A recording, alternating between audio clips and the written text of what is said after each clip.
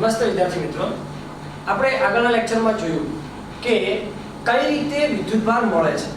એટલે કે આપણે જોયું કે જ્યારે રેશમના કોઈ ટુકડા સાથે કે ઊંડા ટુકડા સાથે કોઈ કાચનો સળિયો આપણે જો ઘસવામાં આવે છે તો એ સમયે શું થાય છે, કાચનો સળિયો વિદ્યુતભારિત થાય છે.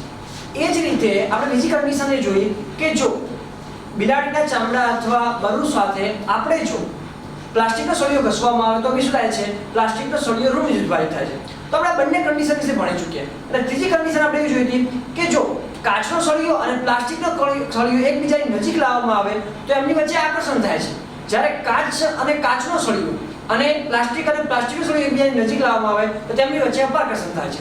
તો એના મિનિંગ શું થયું કે સજાતીય વિદ્યુતભારો વચ્ચે શું થાય છે, અપાકર્ષણ, અને વિજાતીય વિદ્યુતભારો વચ્ચે શું થાય છે તો કે આકર્ષણ થાય છે. આપણે આ કન્ડિશન વિશે ભણી ચૂક્યા. પણ ગઈકાલે આપણા માટે પ્રશ્ન હતો કે સર વિદ્યુતભાર કઈ રીતે માપવો, વિદ્યુતભાર વિશે કઈ માહિતી લેવી. તો આપણે હવે એ વસ્તુ પર આગળ વધી રહ્યા છે કે વિદ્યુતભારને કઈ રીતે આપણે કેલ્ક્યુલેશન કરો. તો વિદ્યુતભાર છે કે નહીં, કોઈ પદાર્થ લેવામાં આવે, જેમ કે પેન લીધી, આ પેન ઉપર વિદ્યુતભાર છે કે નહીં આ મારે ચકાસણી કઈ રીતે કરવી. આ પેન છે, કારણ કે બીજી પેન લઉં કે આની પર વિદ્યુતભાર છે કે નહીં એ મારે ચેક કરવા માટે શું કરવાનું, તો એના માટે યંત્ર વપરાય છે અને એનું નામ છે સોનાના વરખવાળું વિદ્યુત દર્શક. કયું છે? સોનાના વરખવાળું વિદ્યુત દર્શક, જે વિદ્યુતભારને માપવાનો અથવા પરખ કરવાનો વપરાય છે. તો કઈ ટાઈપની રચના હોય છે તો આપણે જોઈએ. એક જોવા જઈએ તમે આકૃતિમાં જોઈ શકો છો, એક કાચનું આ પ્રકારનું બોક્સ હોય છે. હવે આ કાચના બોક્સની અંદર એક ધાતુનો સળિયો, એક શું હોય છે, ધાતુનો સળિયો યોગ્ય રીતે ગોઠવેલો હોય છે. હવે ધાતુનો સળિયો જ્યાં ગોઠવવામાં આવ્યો છે, ધાતુનો સળિયો હલી ના શકે કે કોઈના સંપર્કમાં ન આવે એટલા માટે એક રબરના બુચ દ્વારા કાચની પેટી પર ફિટ કરી દેવામાં આવે છે. તો તમે સમજી લો કે આ જોવા જઈએ તો આ તમે કાચની પેટી ગણી લો, આ કાચની પેટી ઉપર જો મારે આ સળિયો આ રીતે ગોઠવો છે તો સળિયો આમ કઈ રીતે હલી શકશે, આ રીતે જો હલી શકશે. પણ જો કાચના સળિયાને હું સંપૂર્ણ રીતે રબરના બુચ દ્વારા ફિટ કરું તો કાચનો સળિયો હલી શકશે નહીં, એટલે એકદમ સ્થિર થઈ જશે. તો આ કાચના સળિયાને ગોઠવી દેવામાં આવે છે. અને આ જે સળિયો જે છે, ધાતુનો સળિયો જે છે, ધાતુના સળિયે એક જ છેડે એક ધાતુનો ગોળો ગોઠવવામાં આવે. તો આપણે ધાતુનો ગોળો ગોઠવી દીધો. તો સમજી લો કે આ સળિયો છે, આ સળિયાના એક જ છેડે એક ધાતુનો ગોળો ગોઠવી દેવાનો. તો ધાતુનો ગોળો ગોઠવ્યા પછી તો સળિયાનો બીજો છેડો વધ્યો જે કાચની પેટીની અંદર છે. આ જે જોવો છો કાચની પેટી છે, કાચની પેટીની વચ્ચે ધાતુનો સળિયો ગોઠવ્યો છે. ધાતુના સળિયાની વચ્ચે એક શું ગોઠવ્યું છે, રબર દ્વારા ફિટ કરી દેવામાં આવ્યું છે. અને ઉપર તરફ તમે જોવો છો કે બહારની તરફ ધાતુનો ગોળો કાચના સળિયાના એક છેડે ગોઠવવામાં આવ્યો છે. અને સળિયાના બીજા છેડે સુવર્ણ વરખ, એટલે કે તમે જોઈ શકો છો, તમે અહીંયા જુઓ કે આ ટાઈપનો જે કાગળનો ટુકડો છે, આ કાગળના ટુકડાની જગ્યાએ સોનાના વરખની પટ્ટી લેવામાં આવે છે. એટલે સોનાના વરખની પટ્ટીને આ રીતે વાળી દેવામાં આવશે. વાળ્યા પછી સોનાના વરખની પટ્ટીને વાળ્યા પછી આ રીતે અહીંયા કને ફિટ કરી દેવાશે. ફિટ કર્યા પછી આપણે છૂટી તમને દેખાશે. પણ જ્યારે તમે ફિટ કરશો ત્યારે બંને કેવી છે, ભેગી છે. કેવી છે? અત્યારે તમને ભેગી દેખાય છે. પરંતુ હવે તમે એક કન્ડિશન જો આપણે આગળ ભણી ચૂક્યા એવી રીતે કે સજાતીય વિદ્યુતભારો વચ્ચે શું લાગશે, અપાકર્ષણ. વિજાતીય વિદ્યુતભારો વચ્ચે તો કે આકર્ષણ. તો આપણે આ કન્ડિશન જોવા માટે આ જે બોક્સની નજીક જે છે, આ સળિયાની નજીક, સળિયાના ગોળાની નજીક એક ધાતુનો સળિયો લાવવામાં આવે છે. તમે જોઈ શકો છો ધાતુનો સળિયો લાવવામાં આવે છે. આ ધાતુનો સળિયો કેવો વીજભારિત છે તો તમે જોઈ શકો છો કે ધન વીજભારિત છે. આ ધન વીજભારિત સળિયાને જ્યારે હું આ લોખંડના એટલે કે ધાતુના સળિયાની નજીક લાવું છું ત્યારે ધાતુના ગોળા ઉપર આ સળિયામાંથી વીજભાર આ ગોળા ઉપર આવે છે. હવે આ વીજભાર કેવો હતો, ધન વીજભારિત હતો. એ જ વીજભાર ક્યાં આવે છે, ગોળા ઉપર આવે છે. હવે ગોળામાંથી વીજભાર, હવે આ ધાતુનો સળિયો છે, ધાતુના સળિયામાં શું થશે, વીજભાર વહન પામે છે. તો અહીંયાથી વીજભાર વહન પામીને ક્યાં આવે છે, નીચે આવે છે. જ્યારે છેડા ઉપર આવે છે ત્યારે સમજી લો આ છેડા પર પટ્ટી છે, આ છેડા ઉપર જ્યારે પટ્ટી જે છે ત્યાં વીજભાર આવે છે. હવે જો વીજભાર કેવો હતો, ધન વીજભાર, કોઈ બીજો વીજભાર હાજર છે નહીં. હવે આ વીજભાર ધન વીજભારિત હોવાના કારણે ધાતુની આ પટ્ટી ઉપર બી ધન વીજભાર, આ પટ્ટી ઉપર બી કેવો હશે, ધન વીજભાર. આ ધન વીજભાર હોવાના કારણે પટ્ટી ધીમે ધીમે શું જશે, દૂર જશે. શું જશે, દૂર જાય છે. આ પટ્ટી દૂર જઈને શું થયું એના વચ્ચે, તો અપાકર્ષણ થયું. કેમ અપાકર્ષણ થયું તો કે બંને પટ્ટીની બંને છેડા ઉપર કયો વીજભાર તમને જોવા મળે છે, તો ધન વીજભાર જોવા મળે છે. એટલે સમાન વીજભાર હોવાના કારણે શું થશે, વચ્ચે અપાકર્ષણ થાય છે. તો એનો મીનિંગ શું થયો, આપણને ખબર પડી ગઈ કે ધાતુનો સળિયો શું છે, વીજભારિત છે. હજુ આપણને એ ખબર પડતી હતી કે ધન વીજભાર છે કે ઋણ વીજભાર છે એ હજુ આપણને ખબર પડી નથી, પરંતુ અહીંયા તમને એટલી ખબર પડી છે કે ધાતુનો સળિયો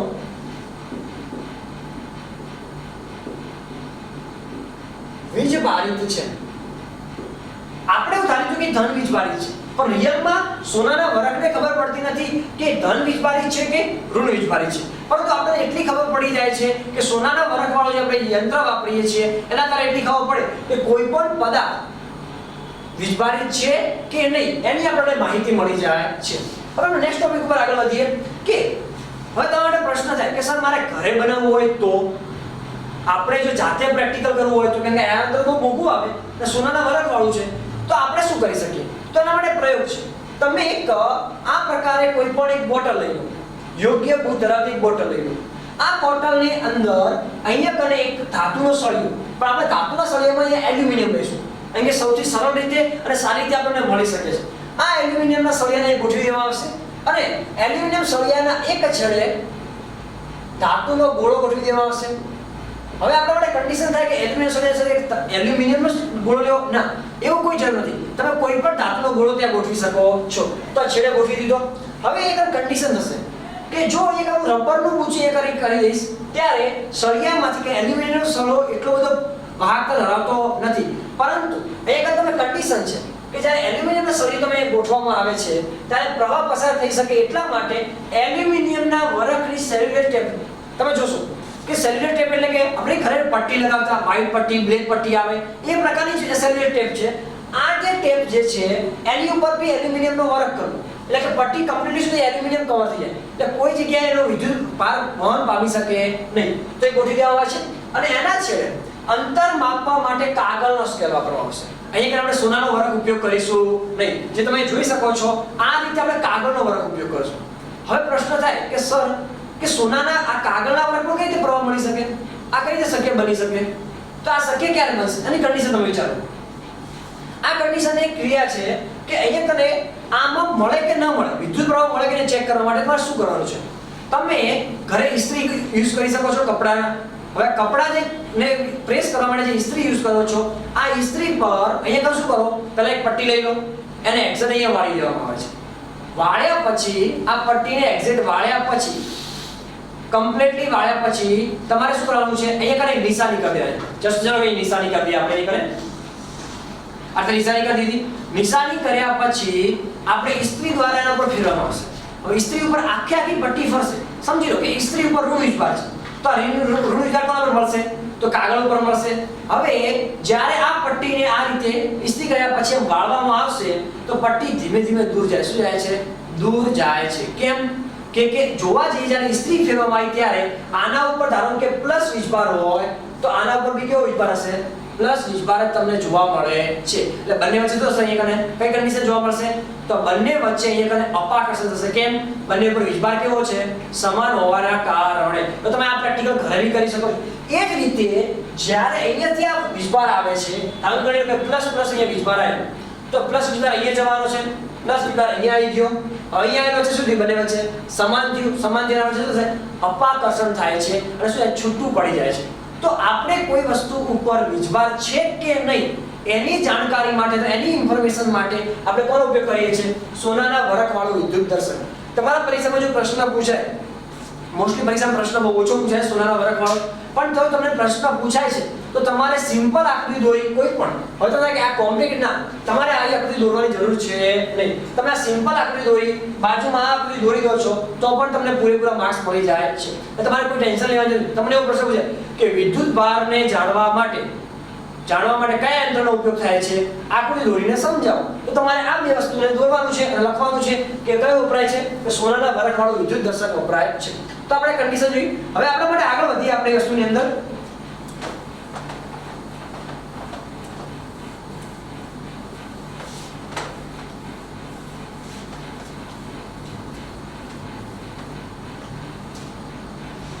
આપણે આ કન્ડિશનને આગળ વધીએ તો હવે આપણા માટે પ્રશ્ન એ થાય છે કે વિદ્યુતભાર મેળવવો કઈ રીતે હોય. તમે કીધું કે સર ધાતુ પાસે વિદ્યુતભાર હોઈ શકે, કાંસકા પાસે હોઈ શકે, કે પછી આપણે ગઈકાલે ચર્ચા કરી હતી કે કાચના સળિયા પાસે, પ્લાસ્ટિકના સળિયા પાસે, આ બધા પાસે વીજભાર હોઈ શકે છે.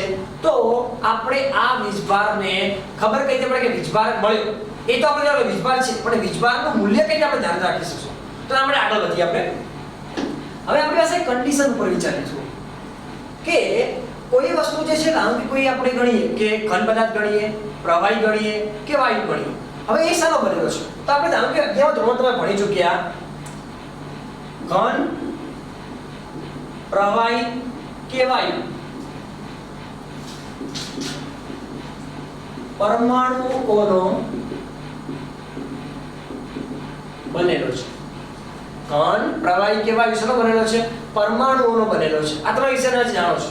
હવે આપણને એટલી ખબર છે કે પરમાણુ રચનામાં થોડું જોવા જઈએ.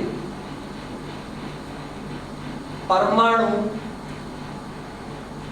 ની રચનામાં તમે જાણો છો ઇલેક્ટ્રોન છે, પ્રોટોન છે અને ત્રીજી વસ્તુ શું છે? ન્યુટ્રોન. આપણે ગઈકાલે ચર્ચા કરી છે કે વીજભારના પ્રકાર કયા કયા? બેન્જામિન ફ્રેન્કલિન નામના વૈજ્ઞાનિકે આપ્યા હતા. કયા હતા? ધન વીજભાર અને ઋણ વીજભાર. તો અહીંયા આપણે જાણીએ છીએ પરમાણુ અને ઇલેક્ટ્રોન કયો વીજભાર ધરાવે છે? ઋણ.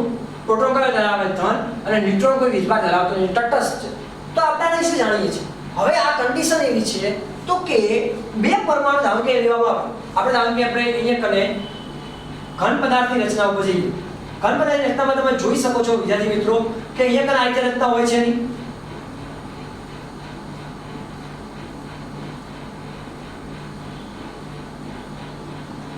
હવે આ પ્રકારની જે રચના હોય છે તો પરમાણુ એકબીજા સાથે જોડાયેલા કઈ રીતે હોય છે? તો આપણે ધોરણ 11 ની અંદર ચેપ્ટર 1 ની અંદર 4 પ્રકારના બળ ભણ્યા હતા. કયા કયા હતા વિદ્યાર્થી મિત્રો? તમને યાદ હશે. કયા કયા હતા? તો આપણે પહેલું બળ હતું પ્રબળ, ન્યુક્લિયર બળ. પછી એના પછી કયું આવતું હતું? તો કે વિદ્યુત ચુંબકીય બળ. ત્રીજું આવતું હતું નિર્બળ ન્યુક્લિયર બળ. અને ચોથું આવતું હતું ગુરુત્વાકર્ષણ બળ. આપણે જોવા જઈએ તો આપણે આની ચર્ચા કરી ચૂક્યા છો ગુરુત્વાકર્ષણ બળની અંદર ચેપ્ટર નંબર 8 ની અંદર. આપણે આગળ વાત કરી હતી કે આપણે પ્રબળ ન્યુક્લિયર બળ અને નિર્બળ ન્યુક્લિયર બળની ચર્ચા કરીશું આપણે ધોરણ 12 ની અંદર. અને તથા આપણે વિદ્યુત ચુંબકીય બળની પણ ચર્ચા કરવાની છે. તો એક તમે જોઈ શકો છો કે પરમાણુ જે છે શાના બનેલા છે? ઇલેક્ટ્રોન અને પ્રોટોન. હવે ઇલેક્ટ્રોનનો કયો વીજભાર હોય? માઈનસ. પ્રોટોનનો કયો હોય? પ્લસ. ઇલેક્ટ્રોનનો કયો હોય? માઈનસ. તો એ તમે જોઈ શકો છો ધન વીજભાર તો કયું લાગશે? કયું બળ લાગશે? તો એક અપાકર્ષણ પ્રકારનું વિદ્યુત ચુંબકીય બળ લાગશે. પરંતુ જો ધન અને ઋણ થશે તો કયું લાગશે? આકર્ષણ બળ. તો આ જ આકર્ષણ બળના કારણે ઘન પદાર્થની અંદર રહેલા પરમાણુઓ એકબીજા સાથે જકડાઈને રહે છે, ચોંટીને રહે છે. અને એ જ આપણા માટે ઇમ્પોર્ટન્ટ છે. તો એ જ રીતે કોઈ પણ પદાર્થ લેવામાં, ઘન પદાર્થ લેવામાં આવે, કોઈ પણ પદાર્થનું લિક્વિડ લેવામાં આવે, કોઈ પણ અણુની રચના જોવામાં આવે કે પરમાણુની રચના જોવામાં આવે તો એ કઈ રીતે જકડાયેલા હોય છે? તો એમના કારણે વચ્ચે કયું બળ છે? તો વિદ્યુત ચુંબકીય બળ હાજર હોય છે. એટલે કે કોઈ પણ ઘન પદાર્થના, આપણે કઈ ધ્યાન રાખશું?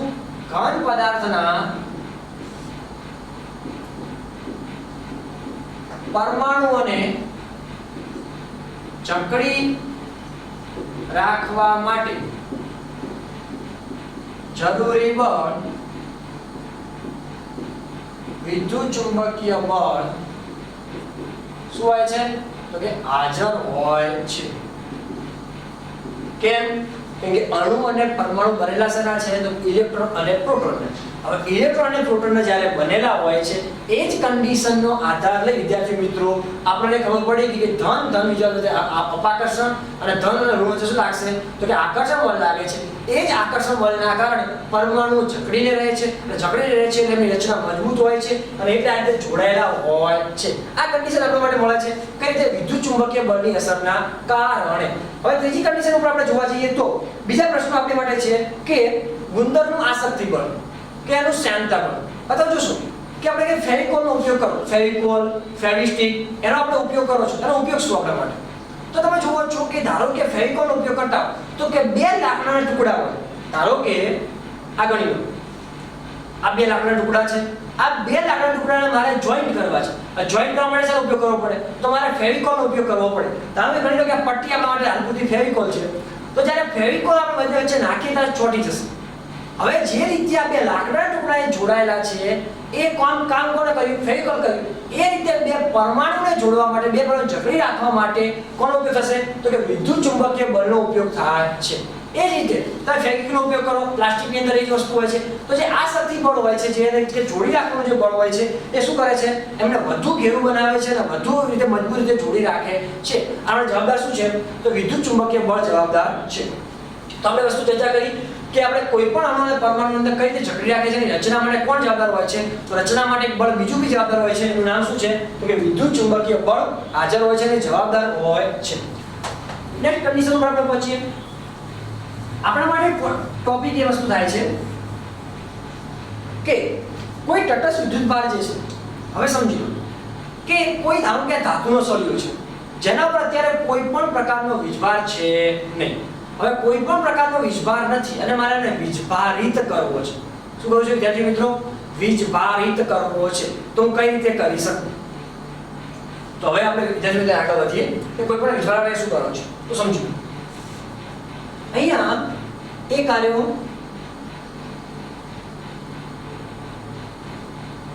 સળિયો લઈ લો, કોઈ પણ લઈ લો, કાચનો લઈ લો, પ્લાસ્ટિકનો લઈ લો, કોઈ પણ ચાલે કે સળિયો લેવામાં આવે છે. આ સળિયાને કોઈ વસ્તુના સંપર્કમાં રાખીએ. સંપર્કમાં એટલે કઈ રીતે સંપર્કમાં રાખીશું? તો ગણી લો, ધારો કે મારી પાસે આ ધાતુનો સળિયો છે. કેવો સળિયો છે? ધાતુનો જ સળિયો છે, બરાબર?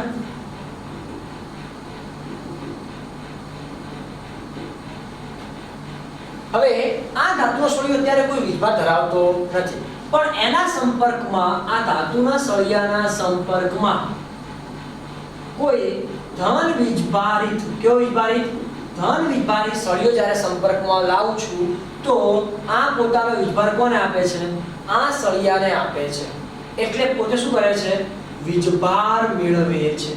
તો વીજભારનું શું થયું? ટ્રાન્સફર. શું થયું? ટ્રાન્સફર. એટલે કે કોઈ એક વીજભારિત વસ્તુના સંપર્કમાં બીજી વીજભારિત વસ્તુ, તટસ્થ વસ્તુ લાવવામાં આવે, એક વીજભારિત વસ્તુના સંપર્કમાં બીજી તટસ્થ વીજભારિત વસ્તુ લાવવામાં આવે તો જ્યારે સંપર્કમાં લાવો છો ત્યારે એક વીજભાર ધરાવતો બીજાને પોતાનો વીજભાર આપે છે અને બંને વીજભારિત થઈ જાય છે. તો આ કન્ડિશન પર સમજવા જેવી છે કે વીજભારિત કઈ રીતે થાય છે.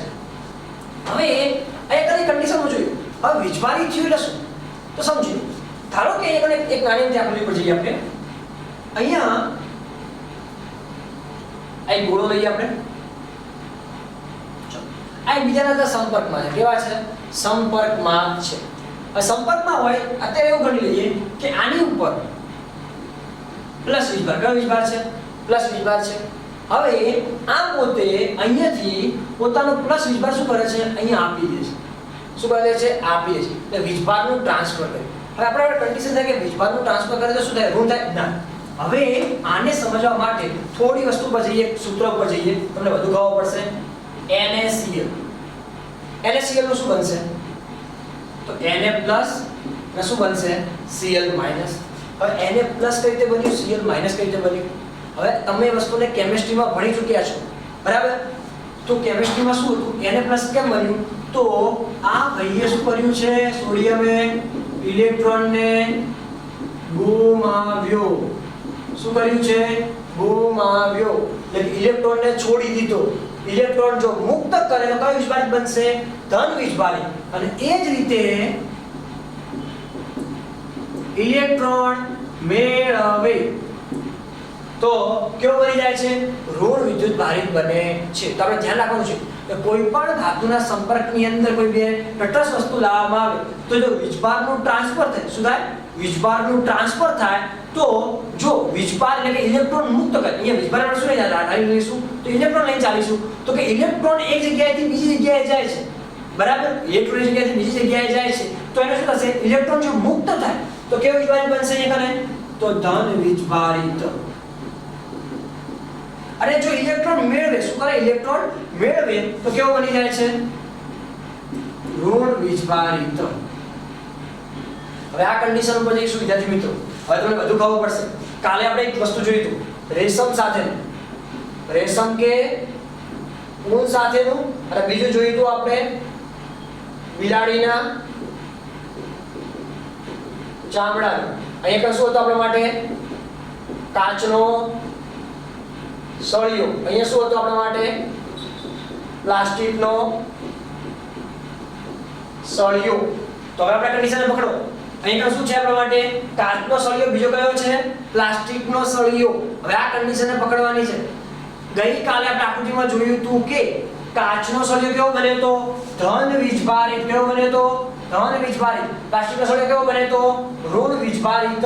તો એનો મીનિંગ શું થયું કે જ્યારે હું રેશમના ટુકડા સાથે અથવા ઊનના ટુકડા સાથે કાચના સળિયાને ઘસું છું તો કાચનો સળિયો પોતાના ઇલેક્ટ્રોન કોને આપી દે છે? રેશમના ઊનને. રેશમ કે ઊનને. તો રેશમ કે ઊનને જ્યારે ઇલેક્ટ્રોન આપે છે એટલે શું થશે? અહીંયા કને કાચનો સળિયો શું ઇલેક્ટ્રોન ગુમાવે છે. ઇલેક્ટ્રોન ગુમાવતો હોવાના કારણે કેવો બની જાય છે? ધન વીજભારિત. હવે ઇલેક્ટ્રોન મેળવ્યા કોને? તો રેશમ કે ઊન તે કયો બની જશે? ઋણ વીજભારિત. કેવો બની જશે? ઋણ વીજભારિત બને છે. એ જ રીતે જ્યારે બિલાડીના ચામડા સાથે અથવા ફર સાથે હું પ્લાસ્ટિકનો સળિયો જ્યારે ઘસું છું ત્યારે પ્લાસ્ટિકનો સળિયો કેવો બને છે? ઋણ વીજભારિત બને છે. તો એનો મીનિંગ શું થયું? પ્લાસ્ટિકનો સળિયો વીજભાર કેવો બની ગયો? ઋણ વીજભારિત. ઋણ વીજભારિત ક્યારે બને? ઇલેક્ટ્રોન મેળવે ત્યારે. ક્યારે બનશે? ઇલેક્ટ્રોન મેળવે ત્યારે. એ જ કન્ડિશન અહીંયા છે કે ઇલેક્ટ્રોન એ મેળવે છે જ્યારે બિલાડી ચામડું શું કરે છે? ઇલેક્ટ્રોન મુક્ત કરે છે. એટલા માટે કેવું બની જાય છે? ધન વીજભારિત બને છે. આટલી વસ્તુ ખબર પડી ગઈ આપણને કે શું થાય છે કે જો હું ઇલેક્ટ્રોન મેળવું તો ધન વીજભાર, ઇલેક્ટ્રોન મેળવું તો ઋણ વીજભાર, ઇલેક્ટ્રોન ગુમાવું તો ધન વીજભારિત બનવું છું. હવે આપણે કન્ડિશન જોઈએ તો આ કન્ડિશનમાં આગળ જોવા જઈએ શું થશે. ધારો કે ગણી લો કે મારી પાસે અહીંયા જોવા જઈએ તો 5 કિલો કેરી છે. શું છે? 5 કિલો કેરી છે. આ 5 કિલો કેરીની અંદર મારી પાસે 10 નંગ છે. કેટલા નંગ છે? 10 નંગ છે. હવે એમાંથી ધારો કે ગણી લો કે આપણા જ ક્લાસનો કોઈ વિદ્યાર્થી હોય. હવે આપણા જ ક્લાસનો કોઈ વિદ્યાર્થી હોય એને ઈચ્છા છે કે સાહેબ મારે કેરી ખાવી છે. ઉનાળા સીઝને કેરી ખાવી. હારું ચલો એક કેરી લઈએ. તો ધારો કે એક કેરી લઈએ કેટલી કેરી થઈ ગઈ? 9 નંગ થઈ. તો શું વજન એને જ રહેશે? 5 કિલોનું 5 કિલો જ રહેશે ખરી? ના, 5 કિલોનું 5 કિલો રહેશે નહીં. વિદ્યાર્થીઓ તો ખબર પડી કે ના પડી? તો એ જ રીતે જ્યારે ઇલેક્ટ્રોન ગુમાવે છે, ઇલેક્ટ્રોન શું કરે છે? ગુમાવે છે ત્યારે તેના દળની અંદર ઘટાડો થાય. શું થાય છે? દળની અંદર ઘટાડો થાય છે. એટલે કે જ્યારે કાચનો સળિયો પોતાના ઇલેક્ટ્રોન ગુમાવે છે ત્યારે એના દળની અંદર આંશિક ઘટાડો, વધુ પડતો ઘટાડો જોવા મળતો. તમે આમ જોવા જઈએ તો નોર્મલી ઘણું આપી શકતા નથી, પણ આંશિક રીતે ઘટાડો થાય છે. એ જ રીતે રેશમ કે ઊન ઇલેક્ટ્રોન મેળવતા રહે છે એના દળની અંદર થોડો વધારો એટલે કે આંશિક રીતે વધારો થાય છે. એ જ રીતે પ્લાસ્ટિકનો સળિયો એ શું કરે છે? ઇલેક્ટ્રોન મેળવે છે તો એના દળની અંદર શું થશે? થોડો વધારો થશે. એ જ રીતે બિલાડીનું ચામડું શું ઇલેક્ટ્રોન ગુમાવે છે એટલે શું થશે? ઇલેક્ટ્રોન એની અંદર ઓછા થશે એટલે દળની અંદર પણ ઘટાડો થાય છે, પણ આંશિક રીતે કોઈ ઘણો રહે. કેમ કે ઇલેક્ટ્રોનની સંખ્યા બહુ વધુ પડતી હોય છે. કારણ કે ઉદાહરણ તરીકે લેવા જઈએ તો આપણે એવું ગણી લઈએ કે હું કોઈ 1 મોલ પરમાણુ કેટલા લઉં છું? 1 મોલ પરમાણુ લઉં. હવે 1 મોલ પરમાણુની અણુઓની સંખ્યા પરમાણુ સંખ્યા કેટલી હોય? તો 6.022 × 1023 ઘાત. હવે ઉદાહરણ તરીકે સમજી લો કે જો 6.022 1023 ઘાત અને એક પરમાણુમાં 1 ઇલેક્ટ્રોન કેટલો હોય? એક પરમાણુમાં 1 ઇલેક્ટ્રોન હોય તો ઇલેક્ટ્રોનની સંખ્યા પણ કેટલી કહેવાય? 6.022 × 1023 ઘાત. હવે જો 6.022 × 1023 ઘાત હોય એમાંથી એટલે કે સમુદ્ર હોય અને સમુદ્રમાંથી જો આપણે બાલટી ભરી એટલે ડોલ ભરીને પાણી લઈ લો, ઓછું થાય કરી ના થાય. એટલે કંઈક વધારે ફેરફાર થાય નહીં. પણ જો પરમાણુની દ્રષ્ટિએ આપણે જોવા જઈએ, ન્યુક્લિયસની દ્રષ્ટિએ જોવા જઈએ તો સામાન્યની ઘણો ફેરફાર જોવા મળે છે. આના વિશે આપણે ધોરણ 12 ની અંદર એટલે કે આપણે આ જ વિષયની અંદર 11મું અને 12મું ચેપ્ટર જોઈશું. એમાં તમને વધુ ખબર પડશે એટલે વધુ મજા આવશે કે કઈ રીતે ઇલેક્ટ્રોનનું ટ્રાન્સફર થાય છે, કઈ રીતે ઇલેક્ટ્રોન પુનરાવર્તન થાય છે, એની સંપૂર્ણ માહિતી આપણને ત્યાં મળવાની છે.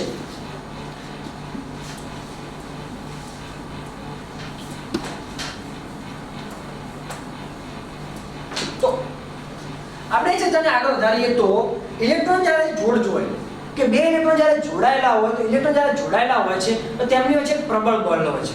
હવે પ્રબળ બળને આપણે કઈ બળ લઈને ચાલીશું તો વિદ્યુત ચુંબકીય બળની અસર લઈને ચાલીશું. તો આપણે આ જોયું કે વિદ્યુતભાર કઈ રીતે મપાય છે અથવા કઈ રીતે પરખ થાય છે, વિદ્યુતભાર કઈ રીતે જોડાયેલા હોય છે, કોઈ પણ પરમાણુ કઈ રીતે બનેલો હોય છે. ત્રીજી વસ્તુ આપણે એ જોઈ કે કોઈ વિદ્યુતભારને ટ્રાન્સફર કરવામાં આવે એક વિદ્યુતભાર બીજી વસ્તુ પર જાય છે તો એમાં કઈ કન્ડિશન બને છે કે ધન થાય છે, ઋણ થાય છે, કઈ રીતે રચના થાય છે એની આપણે સંપૂર્ણ માહિતી લીધી. હવે વિદ્યાર્થીઓ આપણે આગળ વધીએ. આજના ટોપિકમાં જો આગળ જોવાનું છે થોડું વસ્તુ આપણે હવે આપણે કન્ડિશન જોઈએ વાહકો અને અવાહકો. હવે આપણે નેક્સ્ટ ટોપિક પર જઈએ છીએ. આ વાહકો અને અવાહકો શું? તો આપણે કન્ડિશન જુઓ કે આ વાહકો શું છે, અવાહકો શું. હવે અહીંયા આપણે પોઈન્ટથી થોડું વિચારીએ. ધારો કે હું ઉદાહરણ લઉં છું. એક પ્લાસ્ટિકનો સળિયો અથવા ચલો કાચનો સળિયો લઈએ. આ એક કાચનો સળિયો છે. આ બીજું શું લઈશું આપણે? ધાતુનો કોઈ પણ ધાતુનો સળિયો લઈએ. હવે હું જો આ કાચના સળિયાને જો રેશમ સાથે ઘસું છું તો કાચનો સળિયો કેવો બને છે? ધન વીજભારી. ચલો ધન વીજભારી બની ગયું. એ જ રીતે જો હું આ જો ધાતુના સળિયાને જો ઘસું છું તો ધાતુનો સળિયો વીજભારી થતો નથી. હવે આપણે એમ થાય કે સર તમે તો એવું અગિયારમાં કહેતા હતા કે ધાતુમાં કે વીજભાર પસાર થઈ શકે અથવા એમાં પ્રવાહ મળી જાય તો થોડું બેઝિક કહેતા હતા. તો આમાં તો કેમ આવી કન્ડિશન આવી છે? આવું કેમ છે? ધાતુના સળિયામાં કશું જ નહીં. આપણે એવું જાણીએ છીએ કે ધાતુ આપણે 10મા ધોરણમાં બી ભણી ચૂક્યા છો કે ધાતુના સળિયા કેવા હોય? વાહક હોય. અધાતુ કેવું હોય? અવાહક હોય. તો જેમ કાચ છે કે અવાહક છે, અધાતુ છે એટલે અવાહક હોવાનું. અને પેલું તો અહીં કેમ કન્ડિશન સમજો. અહીં આપણે વ્યાખ્યા પર જઈએ છીએ. વાહકો કોને કહેવાય છે? જે પદાર્થ